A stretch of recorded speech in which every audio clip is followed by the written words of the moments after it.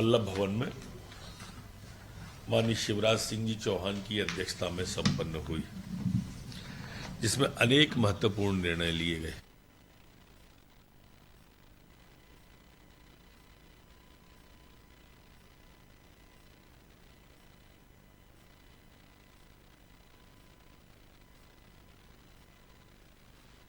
जैसा आप सबको विदित है कि धरती पुत्र किसान का बेटा मध्य प्रदेश के मुख्यमंत्री हैं और इसलिए किसान का हित सर्वोपरि है।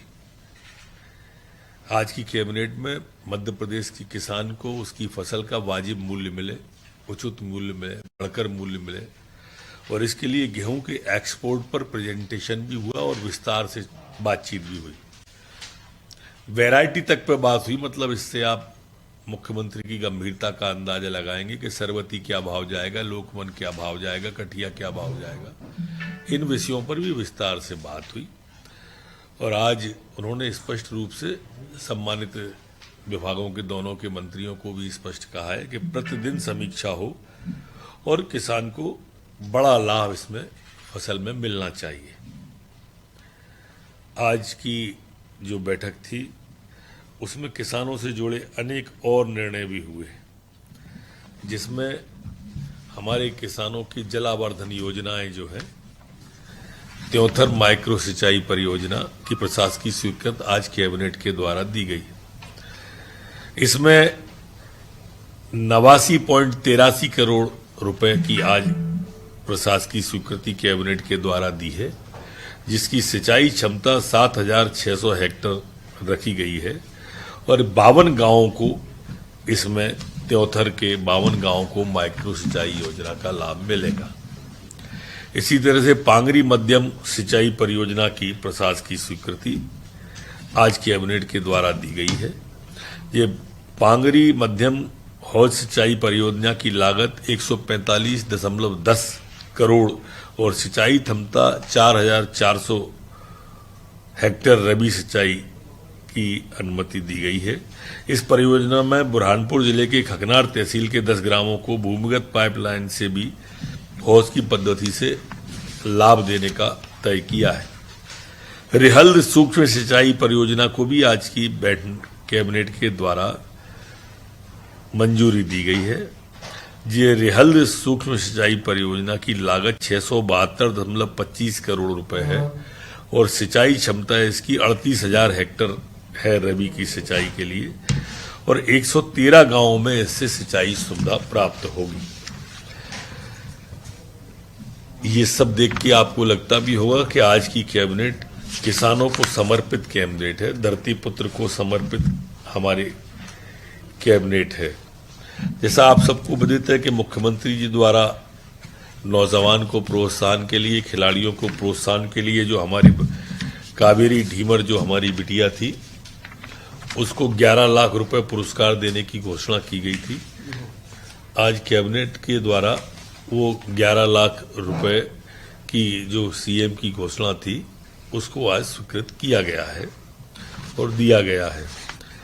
एक बड़े उसमें जो रहते हैं अपने औद्योगिक शिक्षण संस्थान, इनमें अधिकारियों के स्वीकृत पदों में से रिक्त पदों के विरुद्ध 11 माह हेतु मेहमान प्रवक्ता के रूप में 125 रुपए प्रति घंटा आईटीआई जो हमारे कॉलेज हैं, उन आईटीआई कॉलेजों के अंदर अब 125 रुपए प्रति घंटा, अधिकतम 5 घंटे और 14,000 रुपए स्वीकृत मानदेय हमारे अतिथि विद्वान जो होते हैं आईटीआई के, उनको देने का आज तय किया है।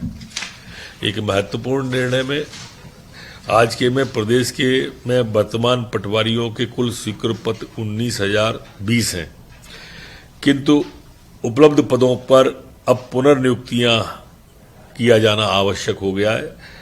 पटवारियों के बढ़ता कार्यभार, उनकी उपयोगिता, इन सब को देखते हुए आज कैबिनेट के द्वारा पटवारियों के 5,204 नवीन पद सृजित करने का तय किया है। कैबिनेट ने ये भी तय किया है कि 50,000 की जनसंख्या पर एक सेक्टर का निर्माण स्वीकृत किया जाए। एक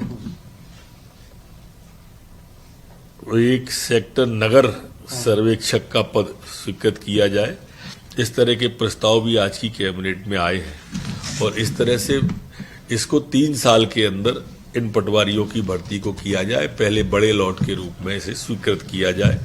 ये मध्य प्रदेश की कैबिनेट ने तय किया है। एक अन्य निर्णय में जो महत्वपूर्ण भी है हमारे बच्चों की दृष्टि से, एक नवाचार मध्य प्रदेश की सरकार करने जा रही है। हमारे यहाँ नवाचार में हमारे यहाँ कुछ स्कूल ऐसे हैं जिनको हम, और कुछ संस्थाएं ऐसी हैं जो बच्चों की दृष्टि से, पढ़ाने की दृष्टि से बहुत उपयोगी साबित हुई है। जैसे रामकृष्ण मिशन है, विवेकानंद केंद्र है, विद्या भारती है, कुछ स्कूल है, इस तरह के स्कूल है। इसी में हमने नवाचार में एक सूर्या फाउंडेशन को प्रयोग के बतौर पर एक स्कूल सीहोर जिले का कन्या परिषद संचालन को देने का आज कैबिनेट ने निश्चय किया है, जिनमें 3 बच्चे तो निःशुल्क रहेंगे और 1 बच्चे को फीस लेने की अनुमति उन लोगों को रहेगी। इससे शिक्षा के क्षेत्र में गुणात्मक सुधार आएगा और हमारे अगर इसमें सफल होते हैं तो सर्वोदय विद्यालय जो मजदूरों के बच्चे हैं उनके बारे में जो चल रहे हैं उनमें ये प्रयोग किया जाएगा। देखिए आपको